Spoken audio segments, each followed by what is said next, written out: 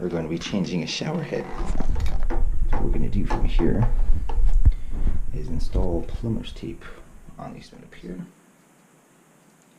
Make sure it is tight, like tight. You want that to seal up really nice, because if you don't, you're going to get leaks. When you get leaks, you're going to have to reinstall it. You don't want to have to reinstall. We just want to do a one-time installation. Plumber's tape just rips off clean like that. Boom. Plumber's tape everything.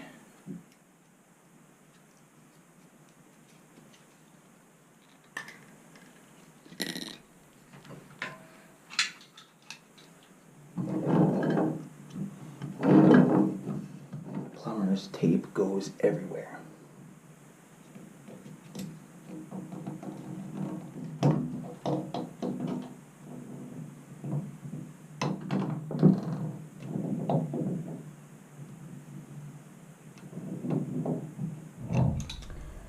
So this is pretty tight.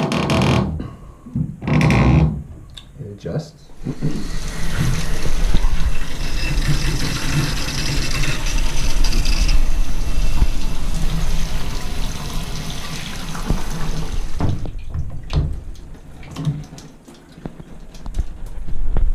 No leaks.